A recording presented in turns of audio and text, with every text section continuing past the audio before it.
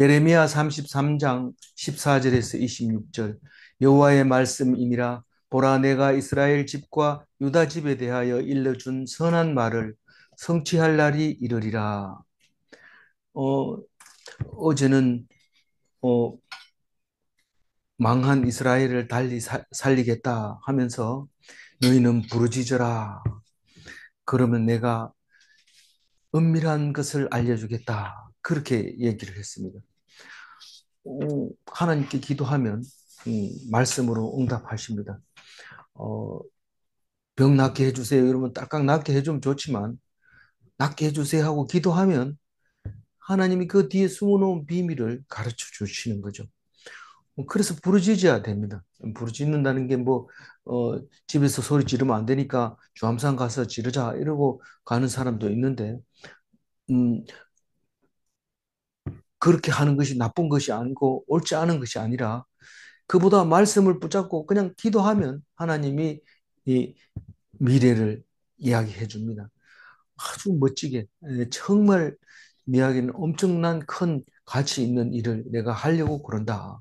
그런 소리를 듣게 되면 그 고통을 이길 수 있고 나을 때까지 견딜 수가 있고, 낫고 난 다음에는 그것을 신앙 고백으로 말할 수 있고 또 간증으로 말할 수 있게 되는 것을 볼 수 있습니다. 그러나 우연히 나았다고 이래 가지고는 간증이 안 됩니다. 나중에 보니까 하나님이더라 이렇게 간증하는 법도 있지만 그것보다는 훨씬 더 은혜스럽게 되죠.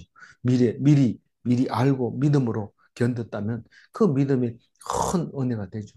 그렇지 않더라도 할 수 없이 뭐 안 견디면 어떡합니까? 아픈데 안 견디면 어떻게 하겠다는 겁니까? 근데 물론 이리 뛰고 저리 뛰고 하다가 점쟁이한테 가고 무당한테 구슬하기도 하고 이렇게 하는 거는 그거는 죄악이지만, 그렇지 않는다면 방법이 없어요. 그냥 견디는 수밖에 없어요. 그래서 견디어서 나중에 하나님께서 어차피 하나님 계획대로 합니다. 하는데 그 계획을 이, 보니까 나를 사랑한 것이었더라. 이렇게 생각하는 거하고, 미리 그 예언의 말을 듣고 믿음을 가지고 보지 못했지만 아브라함처럼 내가 이 환란을 어, 나올 때는 점검이 돼서 나오겠다. 이렇게 하면서 그 믿음을 가지고 있었다면 엄청 다른 거죠. 그럼 욥기를 쓸 수 있는 거죠. 욥기를. 어, 그렇게 그 믿음으로 견뎠다면. 그, 그렇지 못할 때는 그래도 하나님 상 줍니다. 어쨌든 고난을 통해서 상 줍니다. 그래도 좀 상 좋은 거 받는 게 더 좋죠. 예. 어, 14절 말씀은 이제 무슨 얘기를 하냐면, 이제 예수님이 오실 것을 예언하고 있습니다. 이사야서를 읽어보면, 그게 예수님인지 분명히 압니다, 우리는. 왜냐하면 예수님이 나서 계속 이사야서 얘기를 하면서 이사야서 말씀이 생각나게 하다 보니까 그게 예수님이라는 것을 이제 알게 되는 것처럼 예레미야서도 읽어보면 이게 예수님을 얘기하는 건지 금방 알게 됩니다. 아는 사람은. 모르는 사람은 자꾸 말을 만들어내는 거라고 생각을 하고 있어요. 근데 2000년 뒤에, 수천 년 뒤에 그것을 보면 사람도 아는데 그게 아는 사람만 아는 거죠. 놀라운 일인데. 어, 이스라엘 집과 유다의 집 이름은 다윗의 야곱의 두 집이라고 했죠. 이 두 집에 대해서 이제 예언을 하고 있는데, 선한 말을 성취할 날이, 이 선한 말이 뭡니까? 앞에서 얘기했는 거. 어, 내가 다시 돌아오게 하겠다. 회복하리라. 그러면서 남들이 무시했는 그 나라가 이제는 큰 나라가 되리라. 그렇게 말할 때 그게 선한 말이었는데 그게 성취할 날이 올 거다. 근데 우리가 기다리는 그날 그때가 있습니다. 우리가 기다리고 그날 그때는 예수 재림의 날이죠. 그때 선한 사람은 다 구원받는 날이고 지금 당하고 있는 고난을 그때 가서 다 갚을 수 있는 그 귀한 날이 그 날인데, 이때 당시에는 예수님이 오신 날, 이 초림 예수를 말할 겁니다. 선한 말이 성취한 날은 초림 예수의 날일 겁니다. 근데 우리는 이 날에 대해서 확실히 알고 있죠. 그래서 그날 그때는 15절 읽어봅니다. 그날 그때에 내가 다윗에게서 한 공의로운 가치가 나게 하리니 그가 이 땅에 정의와 공의를 실행할 것이라. 이 그 두 집이 기다리고 있는 그날 그때입니다. 그게 1차적으로는 포로 귀환하는 거겠지만 아주 그 유다는 아직 망하지 않았어요. 이제 음, 내년인가 다음 달인가 망할 겁니다. 그러나 오늘 예레미야의 한 말은 아직 망하지는 않았지만 어, 그 포로 돼 가면 돌아오는 날을 그날 그때라고 말할 수 있겠지만 음, 우리가 이사야서를 읽고 다 읽어본 결과 예수님이 오시는 날이 그날이었다는 것을 알게 됩니다. 그러면 우리에게는 그날 그때가 없느냐 이러면 있죠. 그거는 예수 재림의 날. 날은 비슷합니다. 왜냐하면 선한 말을 성취할 날. 너희들이 나를 믿으면 구원을 얻으리라. 그날 그때에 확실히 알리라. 그날 그때입니다. 그래서 이 날은 어, 어떤 날이냐면 다윗에게서 한 공의로운 가지가 나게 하리니 이 예수님이 탄생하리니 이 말입니다. 예수님은 공의로운 가지다라고 얘기합니다. 이 공의로운 말은 어 뭐 공의, 뭐 정의 또 다른 말을 많이 쓰는데 저는 이거를 번역을 하면서 막 이렇게 섞어 놔가지고 제 나름대로 하면은 이 말이 바뀌어 있습니다. 정의, 공의가 이게 바뀌어 있는데 그전에는 정의, 공의로 바꿔놨는데 다시 또 공의, 정의 바꿔놨어요. 그래서 어, 이거 무시하고 제다카 미시파트 이거 두 개 가지고 얘기하면 다윗의 한 제다카 공의로운 가지가 나는데 다윗의 제다카가 예수입니다. 제다카는 뭐고 미시파트는 뭡니까? 이 제다카는 누가 봐도 옳다고 생각하는 어, 그를 제다카라고 하고 미시파트는 우리가 알지 못하는 음, 판단, 공정, 이 권리 가진 사람의 의도죠. 권리 가진 사람은 포기할 수도 있고 가질 수도 있습니다. 우리는 몰라요. 이 사람이 가질 건지 버릴 건지 모릅니다. 그게 미시파트입니다. 그건 하나님의 고유 속성입니다. 고유 속성. 그래서 재판관한테 가서 재판을 받을 때 재판관이 이 사람이 옳다 할지 이 사람이 옳다 할지 모릅니다. 어디 것을 옳다 할지라도 그것은 옳은 것이 그게 미시파트고 제다카는 누가 봐도 옳다고 생각하는 우리가 좋아하는 그것을 말하는 거고 미시파트는 우리가 싫을 수도 있어요.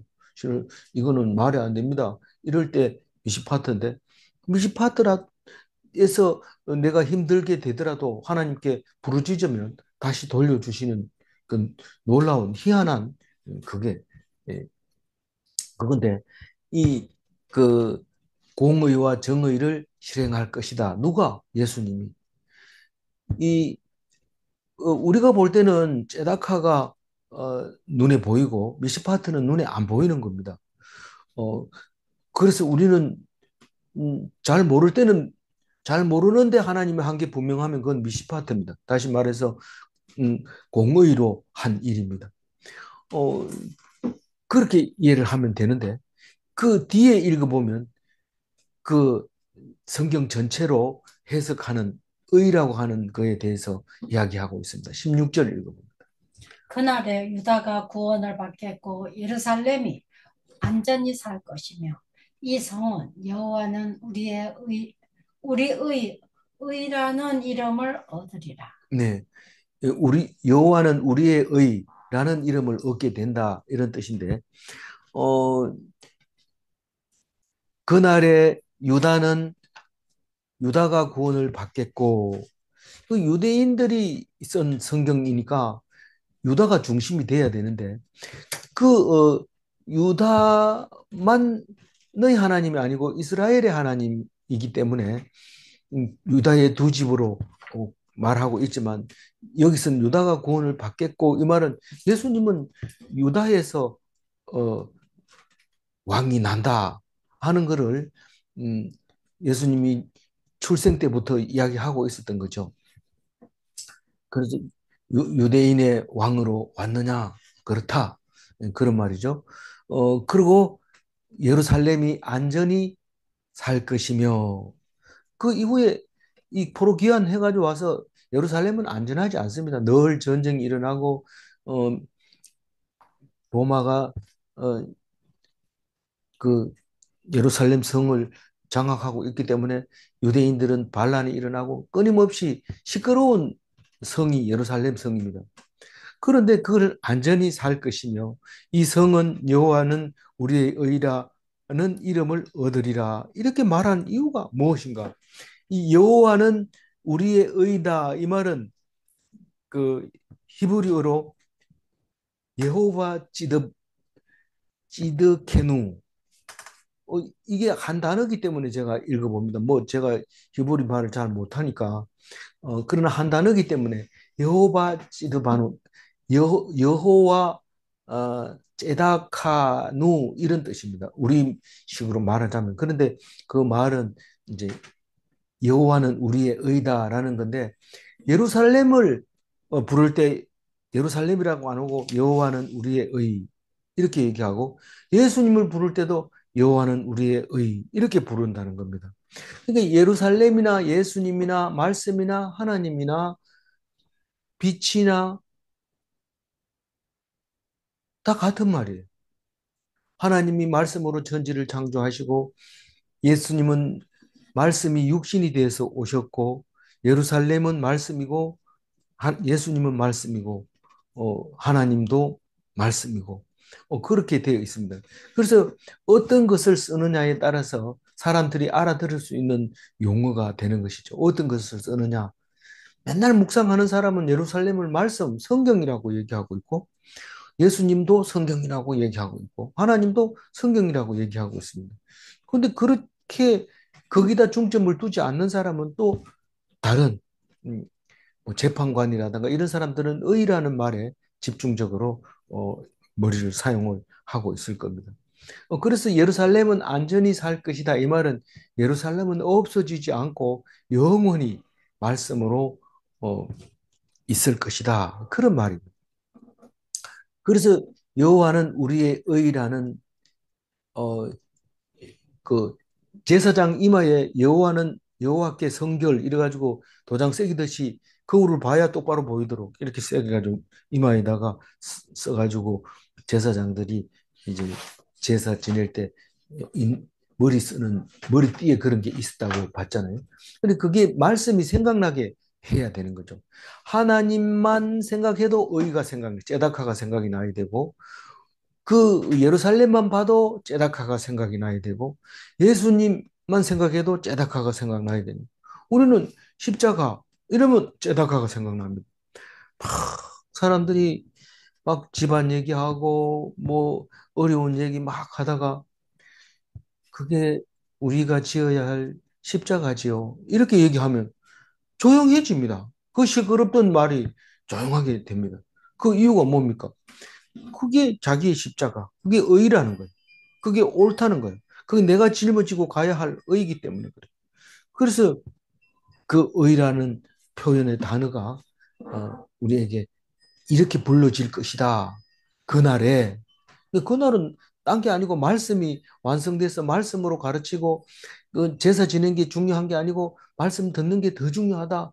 내가 고기도 안 먹고 안 먹는다. 뭐 이렇게 하나님이 말씀하셨잖아. 내 말에 귀를 기울이라고 한 거 못 들었느냐?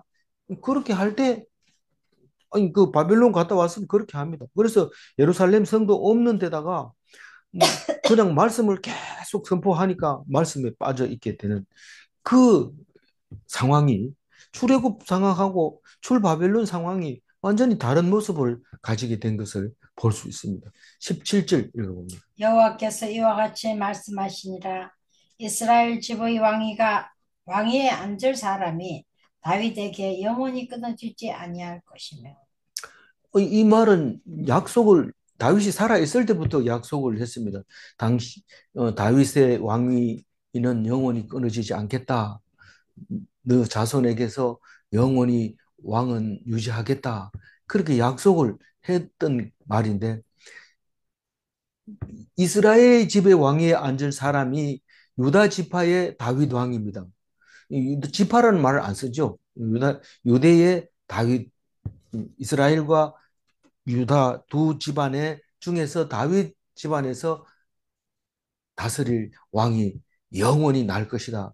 그래서 솔로몬 다음에 다윗 아들이 솔로몬 아닙니까? 솔로몬 하고 그 다음에 또 다윗과 저 솔로몬이나 다윗과 같은 왕이 나와야 되는데 분열이 돼버린 거예요. 두 집으로 나눠져 버리는 바람에 아 이거 아니다 이렇게 생각을 하게 된 거고 예수님이 오시고 나서 누가복음 족보에서는 다윗의 아들 솔로몬이 아니고 다윗의 아들 나단으로부터 이렇게 다윗까지 내려왔다. 아니, 다윗까지 내려온 게 아니라 예수까지 내려왔다.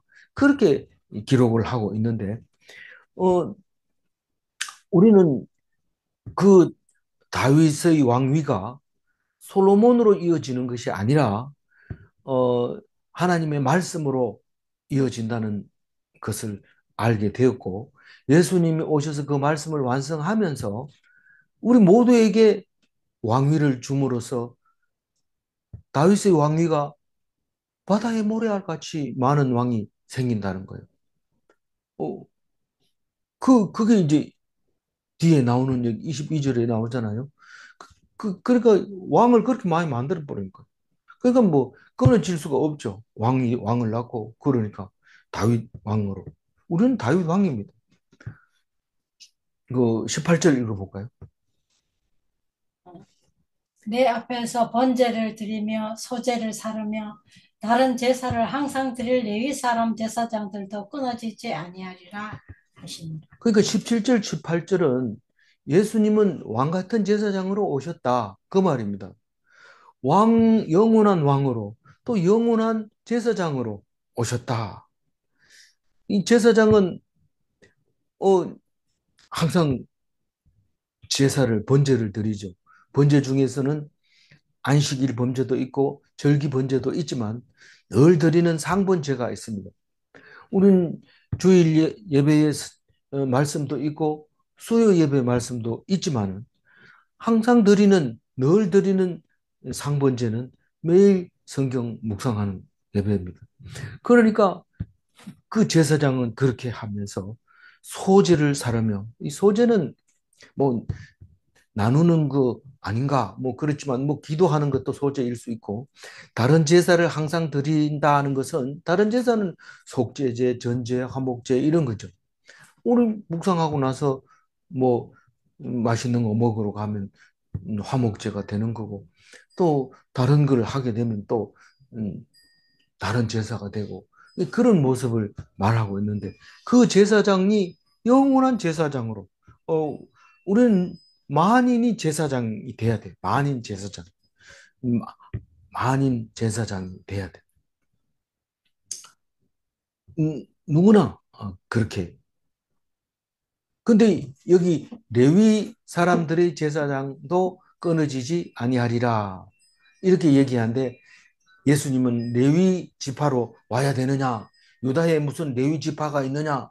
유다에는 레위 지파가 없어요. 레위 지파는 아예 다른 음, 지파가 따로 있기 때문에 유다 지파에서는 없습니다. 그러나 그 히브리서에서 어, 확실하게 얘기합니다. 히브리서는 누가 썼는지 몰라요. 누가 썼는지 모르지만 신학적으로는 유일하게 이 책 한 권을 어, 그 바울의 서신서와 함께 공부하게 돼 있습니다. 신학교는. 근데 히브리서는 독특한 말을 사용을 하고 있기 때문에 저자가 분명하지 누군지 모릅니다. 이 말 저 말 하는 사람이 있는데 아무도 인정해 주는 사람이 없습니다. 거기 보면 예수님은 아론의 반차를 따르지 않고 이 말을 합니다. 아론의 반차라는 것은 레위 사람들의 제사장을 말하는 겁니다. 그리고 멜기세덱의 반차를 따르는 다른 한 제사장을 세울 필요가 있느냐 이렇게 물어보는 말을 하게 되는데 이게 무슨 말이냐면 예수님은 아론의 반차를 따라왔다면 아, 그러면 율법을 완성시키지도 못한 제사장이 돼 버린다는 거죠. 사람들을 또 음, 재물을 가져오라고 제사 드리라 하고 또 그러고 제사장 죽으면 또 다른 제사장 세우고 이런다는 겁니다. 그걸 해가지고는 구원받을 수 없는 율법을 가지고 반복되는 것은 아니다. 그러니까 율법으로는 구원받을 수 없는 제사장, 이 율법의 제사장입니다. 레위 제사장. 율법으로 제사장 세우는 게 아니라 어, 아브라함에게 11조를 아브라함이 11조를 바친 분이 멜기세덱 왕이기도 하면서 제사장이기도 했잖아요. 살렘 왕. 그때는 예루살렘이 아니었고 아브라함 때는 그냥 살렘 왕이라고 했는데 그 살렘 왕이 이 조카 롯을 도우러 갔다가 전리품을 챙겨가지고 와서 그렇게 멜기세덱이 11조를 드린 그 제사장의 반차를 따라서 예수님이 오셨다. 그렇게 해서 그 말은 딴 말이 아니고 율법을 완성시키러 오신 제사장이다. 그래서 제사장이 직접 어린 양이 되는 거예요. 화목제물로 그렇게 드려지는 거예요. 유월절 화목제물로 그렇게 바쳐지는 건데 그 얘기를 지금 왕 같은 제사장인데 17절은 영원한 왕, 18절은 레위 제사장. 우리 빨리 읽으면 왕 같은 제사장은 따로 누가 만든 거라고 생각하지만 예수님이 가르칠 때 이 예레미야서가 생각이 나야 이게 말이 되는 거죠. 안 그러면 예수님이 만든 말인가? 이렇게 말할지 모르지만 그게 원래부터 있었던 말씀이었다는 사실을 알게 됩니다. 19절 읽어볼까요? 여호와의 말씀이 예레미야에게 임하니라 이르시되 20절 읽어봅니다. 여호와께서 이와 같이 말씀하시니라. 너희가 능히 낮에 대한 나의 언약과 밤에 대한 나의 언약을 깨뜨려 주야로 그때를 잃게 할 수 있을진데. 우리는 다윗에게 약속을 했다 이러면은 뭐 그 착한 왕이니까 뭐 그런 약속을 할 수도 있겠지 이러고 넘어갈지도 모르지만 성경은 전혀 엉뚱한 얘기를 하고 있습니다. 아브라함과 이삭과 야곱의 하나님이 가나안 땅을 주겠다고 약속을 했기 때문에 너희들은 그 땅으로 들어간다. 그렇게 말한 것과 마찬가지로 우리가 예수님이 온다는 것은 다윗에게 약속했는 그 약속으로 온다는 겁니다. 그 약속이 시시한 약속이 아니고 천지 창조의 이야기를 가지고 옵니다. 예수님이 오시는데 왜 천지 창조 얘기를 해요? 천지 창조가 천지를 창조한 것이 내가 아니라면 내가 예수님을 안 보낼 수도 있다. 그러나 천지를 창조한 내가 한 말이기 때문에 반드시 온다. 능히 낮에 대한 나의 언약과 밤에 대한 나의 언약을 깨뜨려 주야로 그때를 잃게 할 수 있을진데 어려워요. 이 성경 읽기가 어렵는데 뜻은 아주 쉬워요. 내가 밤과 낮의 언약, 다시 말해서 규정을 깨뜨려 밤도 없고 낮도 없고 이렇게 만들 수 있는데 있어요. 하나님은 그렇게 할 수 있어요. 밤도 없애고 낮도 없애고 그렇게 할 수 있는 능력을 가지고 있는 분이신데 이 말입니다. 그러니까 말이 어렵죠. 하나님은 음, 밤낮을 주관하시는 분이신데 그건 좀 약해요. 약한데 27절은 적어 놓으면 깜짝 놀래죠. 맞습니다. 그 하나님은 그렇게 밤도 낮도 마음대로 할 수 있을 것인데 21절 읽어봅니다. 내 종 다윗에게서 세운 나의 언약도 붙들여 그에게 그의 자리에 앉아 다스릴 아들이 없게 할 수 있겠으며 내가 나를 섬기는 레위인 제사장들에게 세운 언약도 없다 할 언약도 수 있으리라. 예. 어, 다윗에게 세운 하나님 그 언약 그걸 깨뜨려서 없앨 수도 있겠느냐 이 말입니다. 천지를 창조하신 분이 그 언약을 안 깨뜨리는데 다윗하고 약속했는 게 깨지겠느냐 이 말입니다. 안 깨진다는 거예요. 그래서 내가 나를 섬기는 레위 제사장에게 세운 언약도 파기할 수 있지만은 내가 안 깨고 다윗의 후손에서 나온 그 왕과 레위 제사장이 영원히 제사장 레위가 제사장 될 것이다 라는 말을 안 깨고 살려두겠다. 그래서 예수님이 그 율법 21절의 율법을 완성하러 다윗의 후손으로 오고 제사장으로 오게 된 것이라는 거죠. 그 여기 보면 31장에 한번 나왔던 얘기인데 오늘 얘기도 비슷한데 뉘앙스를 크로스 해놨어요. 이 용어는 여기다 쓰고 뜻은 저기 있고 이래요. 이 31장 36절을 읽고 나면 조금은 생각날 겁니다. 31장 36절 한번 읽어봅니다. 이 규정이 내 앞에서 패할진대 이스라엘 자손도 내 앞에서 패함을 입어 영영이 나라가 되지 못하리라. 이 규정이라는 건 아까 그 밤과 낮의 언약 그걸 그런 뜻입니다. 규정이 천지를 창조한 규정이 없어질 수 없다는 겁니다. 그러니까 만약에 이스라엘 자손 그니 이 천지 창조의 규정을 안다면 나를 믿을 수밖에 없다는 거죠. 조금 어려워요. 그런데 생각이 안 날지 모르지만 생각나게 하는 게이죠. 하나님의 능력만큼 이 천지를 창조한 내가 그 천지를 창조한 내가 너희들이 천지를 창조한 것처럼 다 알게 되면 난 너희들을 버리리라 이 말을. 니들이 내보다 더 똑똑하면 나는 너희들은 내가 필요 없고 나도 너희들이 필요 없다 그런 거. 나는 긍휼을 여길 사람만 필요하다. 내가 도와줄 사람만 필요하다. 그 얘기를 31장 36절에 할 때 묵상을 한 겁니다. 앞뒤로 읽어보면. 그러니까 너희들이 교만하지 마라. 내가 천지를 창조했고 내가 주관한다. 그 얘기를 하고 있는 것입니다. 예레미야 31장은. 그런데 21절, 오늘 21절은 천지를 창조하고 사람에게 약속했는 거 내가 다 지킨다. 그 얘기를 하고 있는 거죠. 그러니까 그게 말은 이쪽 말을 하지만 뜻은 이쪽 말. 너희들은 내 말을 믿어야 된다. 내보다 못하기 때문에 내 말을 들어야 되고 내가 너희들을 긍휼히 여길 수 있을 때 너희들은 내 백성이 된다는 겁니다. 우리가 설하의 자녀라고 얘기를 합니다. 무릎 설자를 써서 무릎보다가 적으면 내 밑에 자녀가 돼서 내가 나의 도움을 받습니다. 그러나 무릎보다 크면 세네 여섯 살 넘고 일곱 살쯤 되면은 설하의 자녀가 옛날에는 평균 연령이 1950년대만 해도 26살인가? 그렇더라고요. 그 자료를 보니까.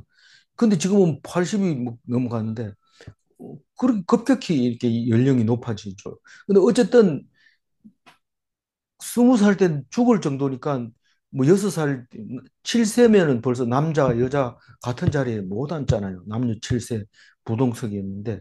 그러니까 6살만 되면 독립해야 될 나이죠. 그래서 어, 설하의 자녀라는 말을 했죠.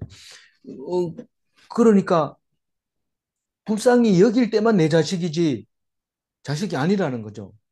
그러니까 하나님은 나에게 불쌍히 여김을 받은 백성만 나의 백성이지 내보다 더 많이 알 수 없지만 만약에 안다면 나는 그들을 버리겠다. 그 말이 31장 할 때 분명히 말씀을 드렸습니다. 그래서 만약에 내가 밤과 낮의 언약을 깨뜨릴 수 있다면 나는 다윗의 언약도 깨뜨릴 수 있다. 레위 제사장과 세운 언약도 파할 수 있다. 거꾸로 얘기하면 천지가 천지가 없어져도 내 말은 없어지지 않는다. 하나님은 그 말씀을 수없이 했어요. 그러니까 이 말은 안 없어진다는 거죠. 그러면서 얼마나 많은 분명한 응답을 주느냐 하면 22절 읽어볼까요? 하늘의 만상은 셀 수 없으며 바다의 모래는 측량할 수 없나니 내가 그와 같이 내 종 다윗의 자손과 나를 섬기는 레위인을 번성하게 하리라 하셨느니라. 예. 그 하늘의 만상은 그 별들을 말하는 거죠. 지금은 어, 그 우주선을 보내서 어, 그 우주선이 또 죽었다가 살아났다가 막 이렇게 하면서 어,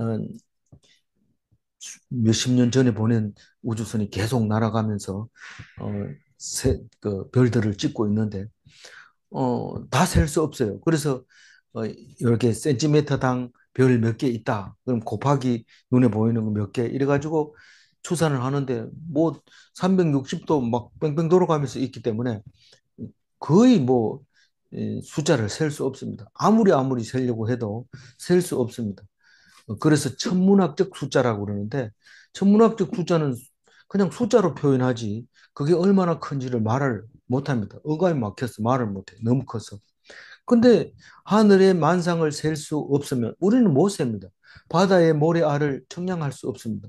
어떤 사람은 바다의 모래알 잴 수 있다 이러면서 한 움큼 세가지고 몇 개니까 여긴 전부 몇 평이니까 계산 이래 하는데 그 깊이를 어떻게 알고 넓이를 어떻게 압니까? 그건 모릅니다. 그걸 청량할 수 없습니다. 그, 그러니까 그 없는데 어떻게 하라고요? 내가 그와 같이 내 종 다윗의 자손과 나를 섬기는 레위인을 번성하게 하리라. 깜짝 놀랄 일이죠. 응? 너희들이 능력이 있으면 안 된다 하는 게 31절 천지 창조. 그래서 이 천지 창조는 어디에다 쓸 수 있어요? 뭐 어디에다도 이 말씀을 천지를 창조하신 하나님을 너희들이 불쌍히 여김을 받아라 할 때도 천지 창조를 말씀하시고 너희들이 앞으로 크게 번창할 거다 이럴 때도 천지 창조 얘기를 하는 하나님은 놀라운 어, 우리를 만드시고 주관하시는 하나님인 것을 말씀하고 있는데 우리는 순간순간이라도 하나님이 우리를 만들었다 우리를 음, 통치하고 계신다 우리를 주관하고 계신다 하는 것을 생각한다면 어디라고 화를 내고 어디라도 섭섭하고 어디라도 그렇게 큰 소리 치면서 땅땅거릴 수 있어요. 못하지요. 하나님이 보고 있는데 그게 생각이 안 나니까 섭섭하고 외롭고 쓸쓸하고 아프고 고통스럽고 서럽고 한 맺히고 그런 거죠. 하나님 앞에서 오직 말씀에 예하고 순종하는 그 말 밖에는 우리가 할 수 있는 게 없어요. 근데 하나님은 약속합니다. 다윗의 자손, 레위인의 자손을 하늘의 별처럼 바다의 모래같이 많게 하겠다. 이 출애굽 때는 아브라함의 후손을 그렇게 많게 하겠다고 여러 번 얘기했는데 이번에는 다윗의 자손과 레위인의 자손을 그렇게 번성하게 하겠다. 이 말씀을 믿는 사람은 전부 다 왕 같은 제사장입니다. 음, 그게 중간에 음, 종교 개혁을 하고 그런 말을 했지만은 그런 말은 언제 먹혀 들어가냐 하면 이 종교가 썩어 들어가고 부패되고 이럴 때 몇몇 사람에 의해서 그 말이 야, 정말 하나님 말씀이 여기 있었구나. 우리는 왕 같은 제사장이다. 만인이 전부 다 그런 음, 자격이 있다. 이렇게 말할 때 센세이션을 일으키고 많은 사람들이 그렇게 믿지만 중간에 배부르고 산만불씨가 되면 그게 말은 맞지 이러면서 느낌이 없습니다. 그러나 고난이 오고 힘들어질 때 그 말씀이 다시 살아납니다. 그것을 위해서 꼭 다 믿어야 할 필요는 없지만 최소한 한 사람 이상은 그 말씀을 가지고 있어야 되는데 그 대표가 예수님이죠. 예수님이 그 말씀을 가지고 있었으므로 우리는 이 말씀을 다시 살려서 우리가 읽을 수 있게 되는 것이죠. 놀라운 이야기입니다. 23절 읽어봅니다. 음. 여호와의 말씀이 예레미야에게 임하니라 이르시되 24절. 24절. 24절 이 백성이 말하기를 여호와께서 자기가 택하신 그들 중에 두 기계를 버리셨다 한 것을 내가 생각하지 아니하느냐. 그들이 내 백성을 멸시하여 자기들 앞에서 나라로 인정하지 아니하도다. 중요한 단어인데 그들 중에 두 가게를 버리셨다. 이 야곱의 두 지파를 말하는 거예요. 두 집을. 예? 예, 가게라 했잖아요. 가게. 이스라엘과 유다를 이렇게 표현을 했단 말이에요. 어, 이 백성이 말하기를 여호와께서 자기가 택하신 그들 중에서 두 가게를 버리셨다 한 것을 네가 기억하지 아니하느냐. 예레미야 보고 말하죠. 그러니까 이 백성이 말하기를 이 말은 자기들이 자기 보고 말하는 겁니까? 라고 말할지도 모르지만 이 교인들이 얘기하는 그 교회와 신앙인이 얘기하는 거 다르다는 거죠. 이거 읽어보면 그 말이에요. 그 말이에요. 그들이 내 백성을 멸시하여 자기들 앞에서 나라로 인정하지 아니하도다. 이 그들은 분명히 야곱의 두 집인데 내 백성은 누굽니까? 그 두 집이 내 백성인데도 불구하고 표현을 이렇게 한 겁니다. 아니, 다른 나라 백성 얘기하는 거 아닙니까? 그렇게 말할 수도 있지만 다른 나라 이야기를 왜 성경이 가지고 오겠어요? 이 성경은 유대인만 읽는 거예요. 이스라엘 백성만 읽는 거예요. 다른 사람이 읽는 게 아니고. 우리는 이걸 읽는 이유는 이스라엘 백성이기 때문에 읽는 거예요. 유대인이기 때문에 읽는단 말이에요. 그래서 그들이 내 백성을 멸시하여 자기들 앞에서 나라로 인정하지 아니하도다. 그들이 내 백성, 자기들 이게 다 한 사람이면서 또 그 안에서 분리되는 말을 하고 있는 겁니다. 그러니까 나라로 인정하지 않는다는 것은 자기들 앞에서 하나님 나라를 자기들은 인정하지 않는다 이 말을 자기들 앞에서 나라로 인정하지 않는다 이 말입니다. 그러니까 하나님 나라를 하나님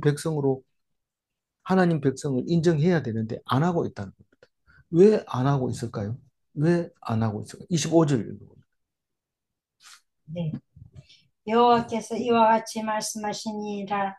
내가 주야로 맺은 언약이 없다든지 천지의 법칙을 내가 정하지 아니하였다면 이 얘기를 앞에서 했는데 또 합니다. 시끄럽죠? 잔소리죠? 주야로 내가 맺은 언약이 없다면 천지의 법칙을 내가 정하지 않았다면 이 밤낮이 오고 사계절이 오고 또 동해안에는 오징어가 오고 남해안은 전복이 오고 이런 그런 것을 하나님이 정해놨지 누가 정해놨어요? 우리도 뭐 저기 정어리 장사 좀 해봅시다. 1960년대쯤에는 동해안에는 정어리가 때가 몰려와가지고 지금도 동해안 지나가다 보면은 정어리 기름 짜던 그 기계들이 녹성게 들어 있었어요. 지금은 뭐 고철값이 비싸니까 다 뜯어갔지만 어 제가 얼마 전까지만 해도 그런 게 남아 있었어요. 근데 정어리를 싹 데리고 가버려 하나님. 뭐 무슨 뜻인지 그거는 자세히 알 수 없지만 어쨌거나 그 법칙은 다 하나님이 하신 거예요. 만약에 그게 내가 한 게 아니라면 마지막 26절을 읽고 야곱과 내 종 다윗의 자손을 버리고 다시는 다윗의 자손 중에서 아브라함과 이삭과 야곱의 자손들을 다스릴 자를 택하지 아니하리라. 내가 그 포로된 자를 돌아오게 하고 그를 불쌍히 여기리라. 그 이 예레미야 보고 두 번째 말씀하신 것도 첫 번째 말씀하신 것도 포로된 자를 돌아오게 하리라 내가 그를 불쌍히 여기리라 그렇게 말했는데 이번에 두 번째도 똑같은 말을 하고 있습니다. 이 땅을 뭐 사라 내가 돌아오게 하려고 그런다 이게 아니고 다윗의 후손으로 왕 같은 제사장을 보내려고 그러려면 포로로 돌아와야 예루살렘에서 보내줄 거 아니냐. 그 얘기를 하고 있는 건데 26절에 그냥 빨리 읽으면 머리에 그림이 안 그려져요. 필름이 천천히 돌아가야 해서 그림이 그려지는데 빨리 돌리니까 그림이 안 그려지는데 그 야곱과 내종 다윗의 자손을 버리고 무슨 말이냐면 천지를 내가 창조하지 않았다면 다윗의 자손 뭐 더 이상 내가 왕으로 줄 필요도 없고 안 준다. 그리고 다시 다윗의 자손을 세우기 위해서 찾지 않는다. 그 뭐를 찾고 있는데요? 다윗의 자손 중에서 이스라엘을 다스릴 사람을 내가 찾고 있다 이 말입니다. 그 예수님을 찾고 있는 거예요. 그 이스라엘이 뭐냐면 아브라함과 이삭과 야곱의 자손을 말하는 겁니다. 그 자손을 다스릴 자를 이제 찾고 있는데 내가 찾을 거다. 그리고 보낼 거다. 그 얘기를 합니다. 그러기 위해서는 내가 포로된 자를 돌아와야 된다. 그 얘기를 합니다. 그래서 예루살렘에 돌아오면 예루살렘에서 예수님은 죽임을 당하고 어, 말씀을 성취하고 율법을 완성하게 된다는 그 말을 하게 되죠. 그래서 예수님이 예루살렘에서 죽게 됩니다. 어, 그래서 다시 말씀드리면 언약이 없었다면 다윗의 자손을 버릴 것이고 다시는 다윗의 자손에게서 백성을 다스릴 자를 찾지 않을 것이다. 예수님은 하나님이 택한 아들입니다. 그래서 알게 돼요, 그게. 그래서 출바벨론 언약은 어, 출애굽 백성에게 하는 것입니다. 바벨론 언약은 출애굽 백성에게 하는데 출애굽 백성이라는 것은 아브라함과 이삭과 야곱에게 약속한 가나안 땅을 차지하게 하는 그 약속이고 출바벨론 언약은 다윗의 후손으로 레위인의 제사장으로 음, 영원히 주는데 바다의 모래같이 하나님의 별같이 많은 사람을 왕 같은 제사장으로 완인 제사장으로 보내주겠다. 그 말을 하고 있는 것이죠. 중요한 말이죠. 26절. 26절 정신 차리고 다시 한번 읽고 마무리하겠습니다. 야곱과 내 종 다윗의 자손을 버리고 다시는 다윗의 자손 중에서 아브라함과 이삭과 야곱의 자손을 다스릴 자를 택하지 아니하리라. 내가 그 포로된 자를 돌아오게 하고 그를 불쌍히 여기리라. 다윗과의 약속 때문에 포로들이 돌아옵니다. 우리를 왜 다시 돌아오게 하지? 우리 같은 죄인을 약속이 있어서 이루시려고. 다윗의 후손 예수는 하나님 백성의 나라 왕입니다. 하나님 나라의 왕입니다. 사람들은 다 나라를 인정하지 않더라도 예수님이 딱 오셨기 때문에 우리는 하나님 나라의 왕입니다. 예수님 닮았어. 질문합니다. 다윗과의 약속이 없었다면 예수는 없는 것인가? 그렇습니다. 다윗과의 약속이 있었기 때문에 예수님이 계시어야 되는 것이고 있는 것이죠. 질문 2. 예수는 다윗의 약속으로 영원한 왕위를 가지고 오신 것인가? 그렇습니다. 예수는 다윗의 약속으로 영원한 왕위를 가지고 오셨습니다. 우리는 예수 믿으면 다 왕으로 살아야 됩니다. 그래서 왕 같은 제사장으로 사는 것이 그리스도인입니다. 누구도 왕을 보고 이래라 저래라 명령할 수 없고 어, 누구도 내 죄를 물, 음, 문책할 수가 없습니다. 우리는 하나님 앞에 깨끗함을 받았기 때문에 정죄할 수 있는 사람은 세상에 아무도 없습니다. 제사장은 정죄를 받지 않습니다. 정해야만 제사를 드릴 수 있는 것이 제사장이기 때문입니다. 기도하겠습니다. 하나님 감사합니다. 예레미야를 통해서 두 번째 하신 말씀, 내가 포로를 돌아오게 할 이유가 바로 다윗의 약속 때문에 레위 제사장의 영원한 제사장을 약속했기 때문에 포로로 돌아와야 되고 그 후손들이 바다의 모래처럼 하늘의 별과 같이 많게 하겠다 하실 때에 우리는 이 말씀이 얼마나 우리에게 들려준 것이 다행인지 알 수가 없습니다. 감격하고 감사하고 기쁩니다. 하나님 영광 받아 주옵소서. 감사드리며 우리 주 예수 그리스도 이름으로 기도 올리옵나이다. 아멘.